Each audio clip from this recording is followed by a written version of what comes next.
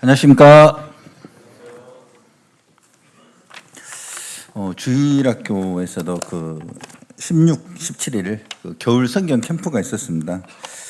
한 170명 정도가 이렇게 참석을 했는데요. 초등부 한 58명 정도, 그다음에 유치부 한 21명, 그다음에 교사들이 49명, 학부모가 19명, 그리고 기타 장로님들 해서 15명, 그리고 외부 이제 함께하는 교회에서 한 8분 정도 이렇게 참석해서 한 170명 정도가 참석을 했습니다. 그리고 이제 학생들도 이렇게 같이 드나들면서 같이 식사하고 했는데 이렇게 얼추 잡아서 한 200명 정도 이렇게 엄청나게 큰 행사죠. 이렇게 참석이 됐습니다. 예. 규모가 커서 이제 그걸 자랑하려는 건 아니고요. 이렇게 각자의 그 역할을 정말 우리 교사 형제 자매님들이 충성스럽게 잘 감당하셨다라는 그런 생각이 들었습니다. 성령님의 그 인도하심은 이 각자의 짐을 지게 하심으로 그리스도의 법을 성취하는 형태로 그렇게 나타나는 것을 봅니다. 그래서 어느 한 사람이 처음부터 끝까지 완벽하고 깔끔하게 하는 것도 물론 좋을 수 있겠지만 공동체적인 관점에서 봤을 때 누구 하나 빠진 분 없이 작든 크든 그 역할을 감당하게 함으로써 그 공동체가 조화를 이루고 또 아름다운 그 결실을 맺는 그런 것들을 보면서 이 규모가 크고 풍성해서 물론 좋은 것도 있지만 모든 그 교사 형제 자매님들이 이렇게 함께해서 하나 되어서 정말 이러한 일들을 하나님의 큰 일을 경험했다라는 측면에서 정말 이것이 바로 하나님을 경험하는 그런 삶이구나라는 생각이 들었습니다. 그래서 이제 강사님으로도 이제 주일학교 내에서 이렇게 섭외한 것이 아니고 이제 정성희 형님이랑 병인 형제님한테 부탁해가지고 굉장히 또 메시지가 새롭고 또 아이들이 또 집중해서 잘 듣더라고요. 그리고 또 청년부를 또 이렇게 섭외해서 이제 찬양이나 율동에 그런 지원을 받아서 그래도 한 살이라도 더 젊으니까 아이들의 눈이 더 초롱초롱 똘망똘망해지는 것 같았습니다. 이 나이를 먹으면 아무리 잘해줘도 이 군대 고참이 잘해주는 것 같은 느낌을 받나 봐요, 아이들이. 그래서 굉장히 경직되고 딱딱한데 조금 갭이 줄어들면은 더 마음을 열게 되는 것 같습니다. 그리고 학생부에서는 또 레크리션을 또 지원해 주셨고요. 또 붕어빵 굽는 것은 우리 또 이재경 형제님한테 부탁해가지고 아주 타지 않게 잘 구워서 한 15kg를 한 360개 정도 구울 수가 있거든요. 그걸 다 구워서 밀가루가 다 떨어졌습니다. 그렇게 굉장히 푸짐하게 결국 조금 남았는데 마지막에는 참 너무 좋은 시간이었습니다. 그리고 어떤 분은 캠프장에서 침구류, 이불 다 차로 실어다가 가져오시고 또 자매님들은 먹을 것들 그냥 숯불구이 하는데 쫀득이, 오다리, 소세지 나만 한 게 없습니다.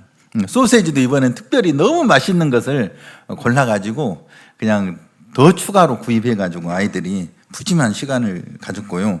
또 군고구마, 군고구마가 정말 맛있는 군고구마인데 다른 먹을 것이 너무 많다 보니까 아이들의 손이 조금 덜 가더라고요. 그쪽으로는. 그리고 생굴을 이제 구워서 정말 인기가 좋더라고요. 지포도 사고 또 각종 과자류를 이렇게 세팅을 해서 아이들이 정말 푸짐하게 먹을 수 있게끔 그렇게 구입해서 진열을 했고요. 그리고 컵라면도 100개 이상 엄청나게 많이 샀는데 그걸 또 아이들이 다 먹었다고 하더라고요. 그리고 또 어떤 분은 또 어두울까봐 램프를 앞에 작은 걸 빼고 큰 것으로 이렇게 갈아서 생굴이 아니라 익은 굴을 먹을 수 있도록 도움을 주셨습니다. 그리고 새로 나온 친구들, 혼자 나오는 친구들 부모님에게 또 교회에서 특별히 또 작지만 조그만 그 호두 과자를 또 준비해서 기념 선물로 드렸습니다. 그리고 또 불꽃놀이도 했고요. 이 도시에서 이 불꽃놀이 하기 힘들잖아요. 요즘 세상에. 그런데 그리고 또 마시멜로도 먹고, 아무튼 하나하나 따져보면 내용도 내용이지만 성도님들이 하나가 되어서 정말 빠뜨린 것 없이, 펑크난 것 없이 다 이렇게 어우러져서 참 아름답게 된 걸 보면, 아까도 말씀드렸지만 이게 하나님을 경험하는 것 아니겠는가. 하나하나만 따져보면 작은 일들입니다. 장작 가져오는 게 큰 일이겠습니까? 청소하는 게 큰 일이겠어요? 음식 과자 사서 세팅하는 게 큰 일이겠습니까? 작은 일이 모여서 큰 일이 되고, 그 큰 일을 정말로 작은 일은 한 사람이 할 수 있지만 큰 일은 혼자 못 하잖아요. 일이 큰 것보다도 작은 것이 모이면 커져버리기 때문에, 그래서 함께 해야만이 이 큰 일은 가능하다. 그래서 교회에서 정말 함께 하는 것만큼 중요한 것이 없다. 그래, 내까지 가서 뭐 하겠어? 그냥 서 있기밖에 더 하겠어? 아니거든요. 그냥 나오기만 하시면 옆에 뭐 물건 하나만 거들어줘도 굉장히 그게 큰 일입니다. 그 작다고 무시하지 않고 정말 작은 일을 소중하게 여겨서 무슨 일을 하든지 하나 돼서 정말 크신 하나님을 항상 우리가 밥 먹듯이 경험하는 우리 교회가 되었으면 좋겠다라는 생각이 들었습니다. 저는 사실 회의를 하면서 붕어빵은 하지 말자고 그랬거든요. 그건 좀 복잡해지고 기계 설치하기도 좀 어렵고 그러니까. 그런데 이제 또 이제 다른 형님들이 붕어빵 하면 좋겠다고. 그래서 뭐 붕어빵 먹고 안 먹고 중요한 건 아니잖아요. 그래서 그냥 한번 해보자고 그랬는데 정말 하기를 잘한 것 같아요. 먼저는 굉장히 신선하잖아요. 평소에 안 하던 거니까. 그리고 너무 잘 먹어요, 또 아이들이. 그리고 오늘 아침에도 물어보니까 너무 좋았다고 그래요. 또 했으면 좋겠다고 우리 분반한테 물어보니까 그 얘기를 하더라고요. 첫 번째는 우리 교사 형제 자매님들이 경쟁하지 않았다는 거. 누가 잘하나 그런 경쟁하지 않았고, 자기 의견이 있지만 주장하지 않았다는 거. 내 뜻이 하나님 뜻하고 일치하면은 그건 내 뜻대로 되죠. 왜? 하나님 뜻하고 일치하니까. 근데 내 뜻이 하나님 뜻하고 일치하지 않을 때는 하나님 뜻대로 됩니다. 당연한 얘기 아니겠습니까? 그래서 내 뜻대로 되면은 되었어요. 그럼 좋은 거죠. 하나님 뜻하고 일치했으니까. 그런데 내 뜻대로 되지 않아도 더 좋은 길로 인도하시기 때문에 내 뜻대로 되지 않아도 더 좋은 거잖아요. 되어도 좋은 거고 되지 않아도 좋은 거잖아요. 그래서 붕어빵을 통해서 그걸 배울 수가 있었습니다. 내 뜻대로 안 되니까 주님이 더 좋은 길로 인도하셨구나, 그런 생각이 들었습니다. 그래서 정말로 올해도 참 그렇습니다. 이 경쟁은 비교를 통해서 우월의식을 갖는 거잖아요. 누가 더 잘하나. 다 자기의 그릇이 있고 역할이 있는데 그걸 비교를 해버리면 어떻게 하겠어요? 남자랑 여자랑 비교할 수 없잖아요. 또 아빠랑 자식이랑 비교할 수도 없고, 형이랑 동생을 비교할 수도 있고, 다 각자의 그릇이 있는데 비교하기 시작하면 그때부터는 삭막해지고 힘들어지잖아요. 그런데 정말 경쟁하지 않고 주어진 경주를 잘 했다라는 생각이 들고, 또 자기 뜻이 있고 의견이 있을지라도 그것을 내세우지 않고 흐름을 타고 잘 지금 가고 있다라는 그런 생각이 들어서 감사가 되었습니다. 누가복음 15장 잠깐 보시겠습니다.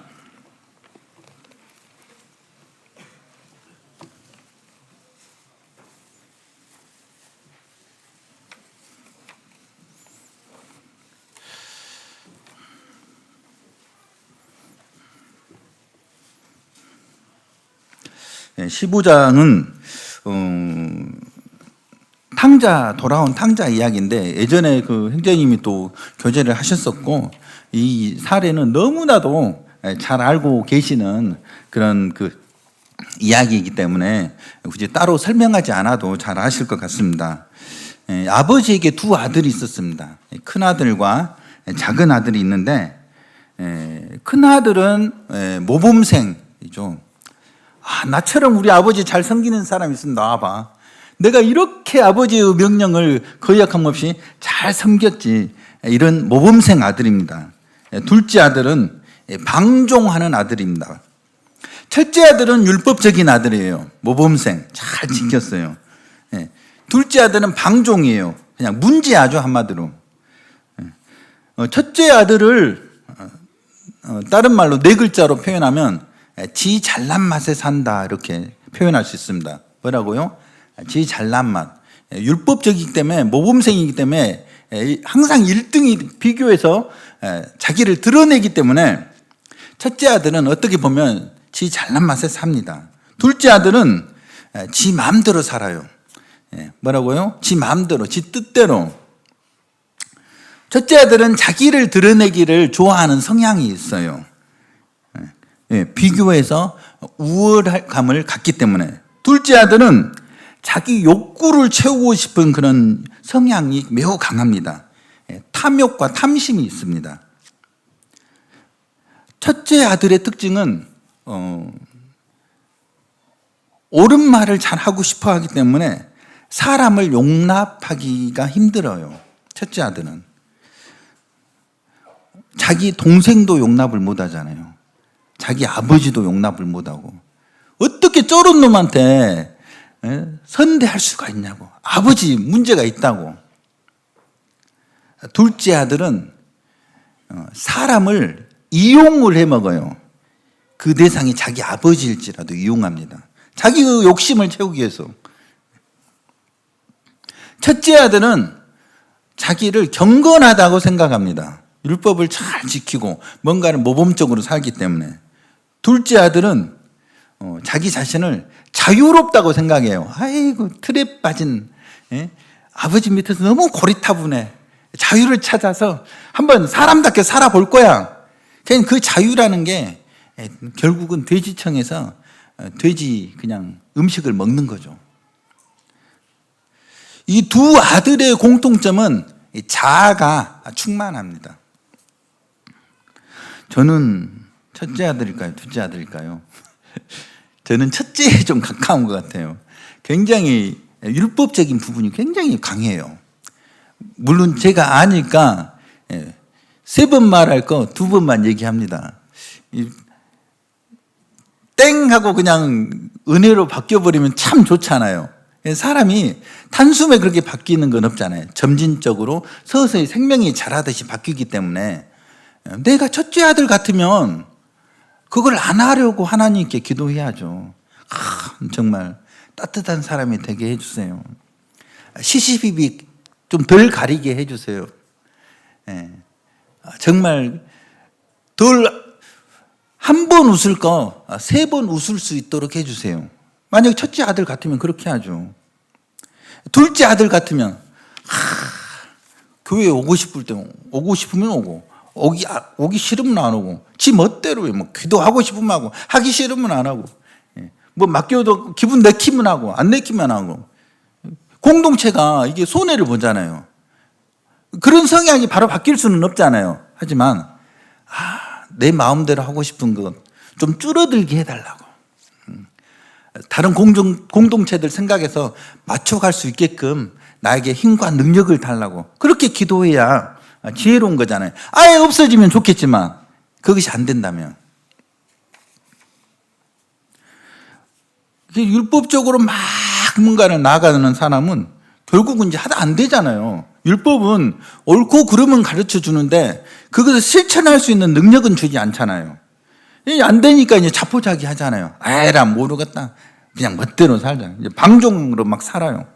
방종으로 살다가 아이고 인생이 이렇게 살면 안 되는데 내가 왜 이러지? 다시 허리띠 조여 매고 머리띠 매고 그래 정신통일 하면 다시 또 율법주의로. 그러니까 율법주의와 방종주의는 왔다 갔다 하잖아요. 제 얘기가 아니라 저도 어디서 들은 얘기입니다. 왔다 갔다 하는데 이게 사촌지간이 아니고 보면 첫째 아들, 둘째 아들, 형제지간이라는 뜻이에요. 교회에서 모범생처럼 정말 넥타이 매고 얌전하게 있는 율법주의자나 지 멋대로 그냥 교회 오는지 마는지 그냥 예배를 들은지 마는지 그냥 뭔 맘대로 사는 사람이나 레벨이 같다라는 뜻이에요. 우리는 율법주의자들을 굉장히 훌륭하다라고 생각하잖아요. 겉으로 보이기에는 그렇게 보여요. 그런데 이 성경을 보면은 그 같은 레벨이라고 그렇게 얘기를 하고 있습니다. 물론 여러 가지 관점에서 우리가 볼 수가 있겠지만 이 큰아들과 작은아들을 통해서 정말 소중한 음성을 듣습니다. 큰아들은 자기를 드러내려고 했어요. 그런데 그렇게 하지 말라는 거예요. 다른 사람을 세워야 네가 건강해진다라고 성경은 얘기하고 있습니다. 작은아들은 자기 욕심을 채우기 위해서 막 살았어요. 지 멋대로. 그런데 그렇게 하지 말라는 거예요. 다른 사람이 채워져야 네 배가 부를 것이라고 얘기합니다. 그래서 다른 사람을 세울 때 내가 건강하게 뿌리내리고 다른 사람이 채워질 때 내가 배부를 수 있다라고 성경은 가르치고 있습니다. 왜냐하면 그리스도에 우리는 한 몸이기 때문에 그렇습니다. 그래서 다른 사람을 못 세우는 사람은 나 아니면 안 된다는 생각이 있을 수도 있어요. 다 그렇다는 건 아닙니다. 그리고 내 수준에 도달하려면 아직 멀었어. 내가 어떻게 세워? 너희들은 아직 멀었어. 좀 기다려야 돼. 조금 착하지 않은 것도 같아요. 안 세운다는 것은. 그래서 서로가 서로를 세워주고 서로가 서로를 채워주는 그런 착한 공동체가 참 되었으면 좋겠다. 올 1년은 더욱더 참 저부터 시작해서 그렇게 되었으면 좋겠다라는 생각이 듭니다.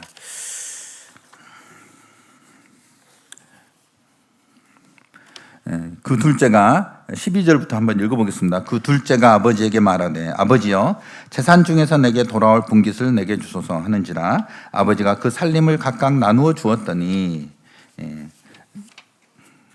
둘째에게만 준 것이 아니고 첫째에게도 주었습니다. 첫째에게 야 둘째는 나간다니까 주고 첫째는 너는 나중에 줄게 그게 아니고 각각 나누어 주었다고 얘기하고 있습니다. 그 후 며칠이 안 되어 둘째 아들이 재물을 다 모아가지고 먼 나라에 거기서 허랑방탕하여 그 재산을 낭비하더니 다 없앤 후 그 나라에 크게 흉년이 들어 그가 비로소 궁핍한지라 가서 그 나라 백성 중 한 사람에게 붙여 사니 그가 그를 들로 보내어 돼지를 치게 하였는데 그가 돼지 먹는 지엄 열매로 배를 채우고자 하되 주는 자가 없는지라 이에 스스로 돌이켜 이르되 내 아버지에게는 양식이 풍족한 품꾼이 얼마나 많은가 나는 여기서 주려 죽는구나.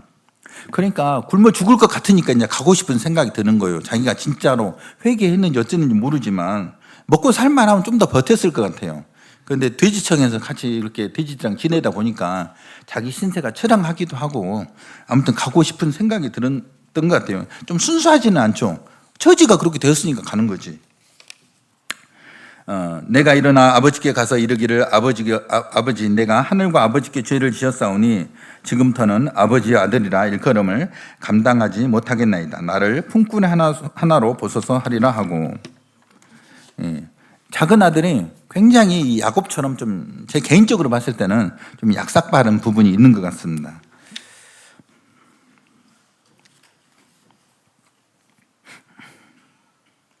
어, 18절에 읽어보겠습니다. 내가 일어나 아버지께 가서 이르기를 아버지 내가 하늘과 아버지께 죄를 지었사니 지금부터는 아버지 아들이라 일컬음을 감당하지 못하겠나이다. 나를 품꾼의 하나로 보소서 하리라 하고 이에 일어나서 아버지께로 돌아가니라. 아직도 거리가 먼데 아버지가 그를 보고 측은히 여겨 달려가 목을 안고 입을 맞추니 아들이 이르되 아버지 내가 하늘과 아버지께 죄를 지었사오니 지금부터는 아버지의 아들이라 일컬음을 감당하지 못하겠나이다 하나 아버지는 종들에게 이르되 제일 좋은 옷을 내어다가 입히고 손에 가락지를 끼우고 발에 신을 신기라. 그리고 살찐 송아지를 끌어다가 잡으라. 우리가 먹고 즐기자.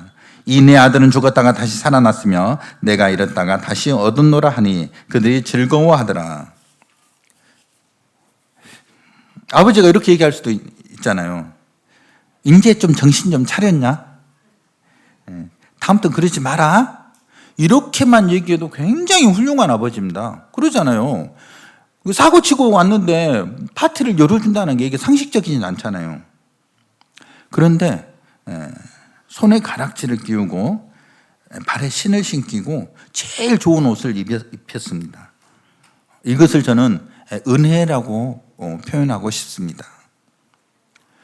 옳고 그른 말은 참 옳고 그르지만 사람을 바꾸기는 너무 힘들어요. 그러잖아요. 근데 은혜는 사람의 속부터 바꿀 수 있습니다. 큰아들에게는 아버지가 이렇게 얘기합니다. 큰아들이 아버지한테 얘기해요. 아버지, 나 같은 이런 모범 아들에게는 털끝만부터 홀대하면서 왜 저런 창기와 말아먹은 둘째한테 저렇게 풍성하게 대접하세요? 그러니까 아버지께서 31절에 너는 항상 나와 함께 있으니 내 것이 다 네 것이로되. 큰아들 목숨 떼어서 줬잖아요. 좀 전에. 그런데 너는 항상 나와 함께 있으니 내 것이 다 네 것이로되.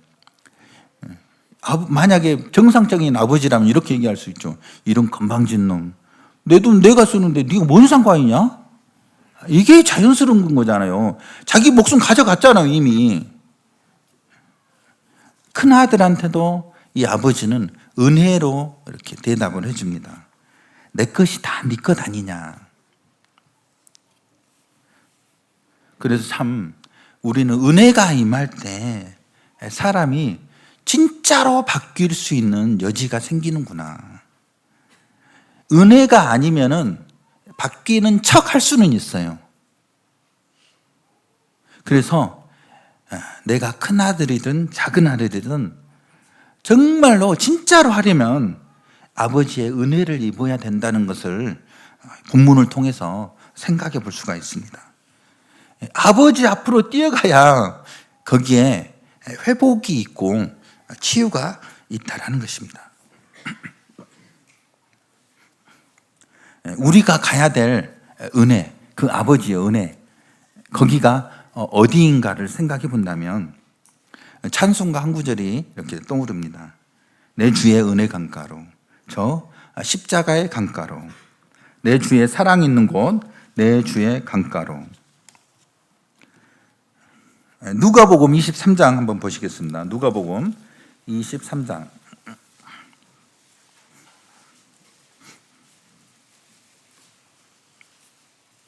23장 32절입니다.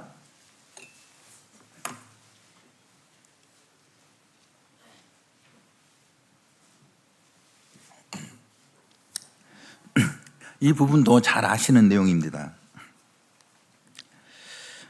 또 다른 두 행악자도 사형을 받게 되어 예수와 함께 끌려가니라. 해골이라 하는 곳에 이르러 거기서 예수를 십자가에 못 박고 두 행악자도 그렇게 하니 하나는 우편에 하나는 좌편에 있더라. 여기가 정말 우리가 항상 가야 될 은혜의 강가입니다. 여기서는 우리 예수님만 발견하는 것이 아니고 나를 볼 수 있기 때문에 그렇습니다. 나는 어디에 달린 행악자인가? 가운데는 예수님이 계시고 예수님을 관찰자 시점에서 왼쪽인지 오른쪽인지 예수님 기준으로 해서 왼쪽인지 오른쪽인지는 성경에 명확하게 나오진 않아요. 그런데 일반적으로 예수님의 시점에서 오른쪽에 있는 강도를 구원받은 강도라고 얘기합니다. 왜? 양들이 오른쪽에 있기 때문에. 그리고 염소는 왼쪽에 놓기 때문에. 왼쪽에 있는 강도는 구원받지 않은 강도라고 그렇게 늘 일반적으로 얘기를 합니다.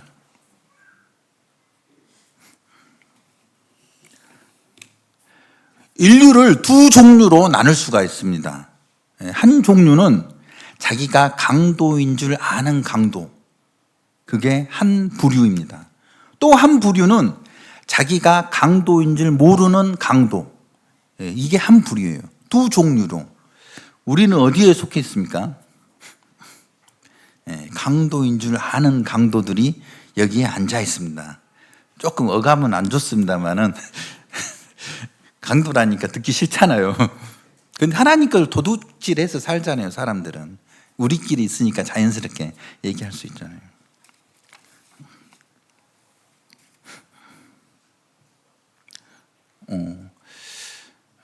강도가 죽어가는데, 셋 다 피 흘리면서 죽어가는데, 야, 옆에 있는 강도 보고, 나 그래도 착하게 살았어. 너보다 재산도 많아. 얼굴도 잘생겼어. 더 예뻐.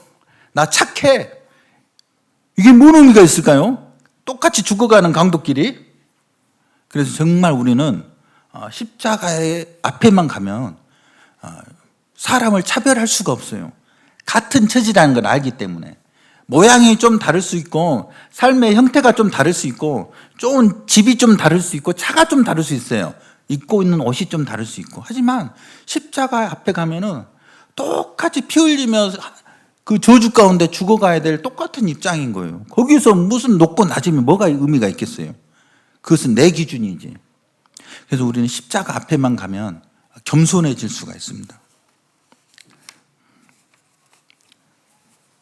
사람은 태어나자마자 죽어갑니다. 누구나 주어진 것이 죽음의 문을 홀로 통과한다는 것입니다.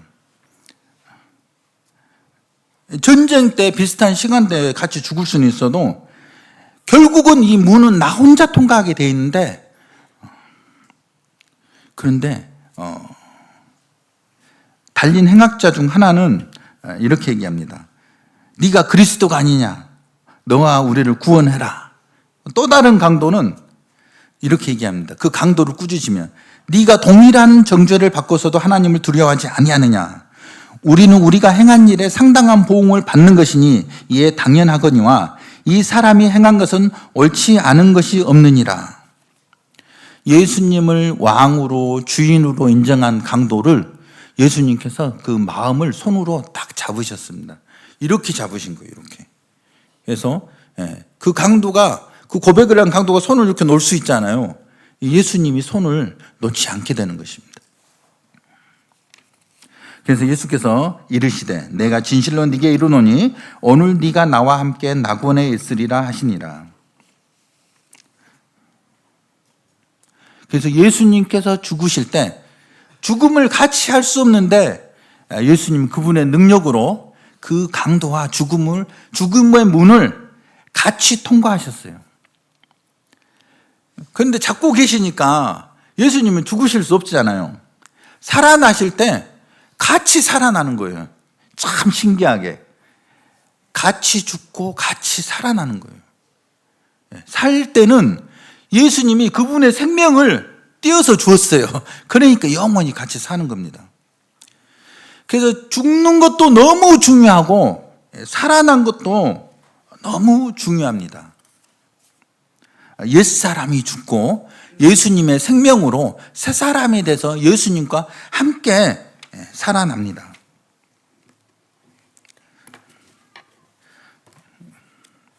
제가 이 책을 잘 안 읽었는데 굉장히 요약을 잘 해놨더라고요. 중요한 부분이라 한번 읽어드리겠습니다. 부활이 있기에 십자가는 의미가 있습니다. 부활이 없다면 그리스도의 죽음은 헛되며 아무런 효력도 없습니다. 십자가는 죄의 형벌을 대속하며 부활은 의로 덧입음입니다. 십자가는 더러운 죄의 누더기를 벗는 것이요 부활은 의의 옷을 입는 것과 같습니다. 십자가는 신는 것이요 부활은 입는 것입니다. 십자가는 속죄의 완성이요 부활은 승리의 출발입니다. 십자가는 신분 구원의 기초이며 부활은 성화의 기초입니다. 십자가는 신분 구원인 속죄의 출발이요 부활은 칭의의 시작입니다. 십자가는 구속의 기초요 부활은 성화의 기초입니다. 십자가는 옛사람과의 단절이요 부활은 새 사람의 출생입니다. 옛사람과의 단절이기 때문에 죽은 것으로 여기고 새 사람의 출생이기 때문에 산 것으로 여기고 살아라, 그런 의미가 있습니다. 십자가의 부활은 우리 주 예수 그리스도의 구속 사역의 기초이며 믿음의 모든 것이 됩니다. 여기서 굉장히 중요한 내용이 있어요. 잘 들어보시면 좋을 것 같습니다. 십자가만 강조하면 받은 은혜와 사랑에만 머물기 쉬우며 새로운 출발에 대한 자세와 각오의 결핍이 옵니다. 부활만 강조하면 은혜와 사랑은 망각하고 앞으로만 나아가려 합니다.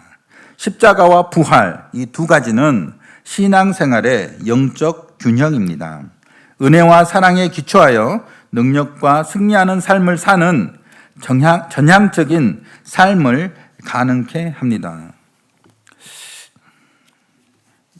좀 뒤에는 좀 어려운 부분도 있더라고요. 저자가 가까운 데서 사시니까 그런 부분은 또 물어보셔도 될 것 같습니다. 그것도 복이죠. 예, 정말 이게 물론 많이 듣기는 좀 많이 들었는데 너무 중요하다라는 생각이 들더라고요. 우리가 새로운 것을 알지 못해서 버벅대는 것이 아니고 가지고 있는 것을 뿌리 내리고 경고하지 못하기 때문에 우리는 헤매는 경우가 너무 많습니다. 저부터 시작해서.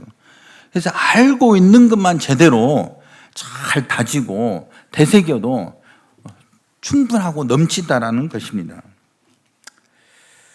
뒤에도 좀 있는데 너무 길어지니까 이렇게 생략하도록 하겠습니다.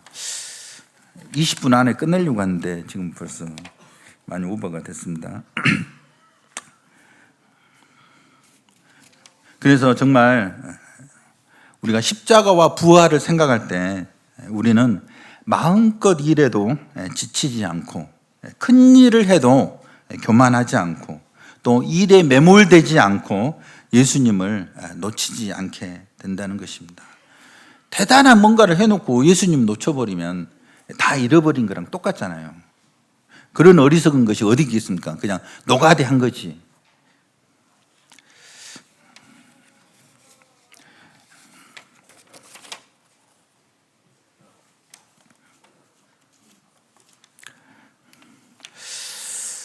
그래서 항상 정말로 서로 경쟁하거나 정말 작은 아들처럼 어떤 자기 뜻을 내세우는 것이 아니라 정말 골고다 언덕에 함께 죽고 함께 살아난 예수님의 모습과 나의 모습이 더 선명하게 다가오는 올 한 해가 되었으면 좋겠습니다. 십자가에 못 박혀 죽으시고 부활하신 길이요 진리요 생명이신 예수님이 더 선명하게 드러나고 증거되는, 그러면 부수적으로 다른 것들은 다 얻어지잖아요. 그런 한 해가 되기를 기대합니다. 기도하겠습니다. 아버지 하나님 감사합니다. 저희에게 가장 기본적인 부분들이 잘 다져지고 또 예수님을 놓치지 않는 그런 믿음을 허락하셔서 이 공동체가 참으로 하나님을 드러내는데 부족함이 없도록 저희 교회를 사용하시기를 원합니다. 예수님 이름으로 기도했습니다. 아멘.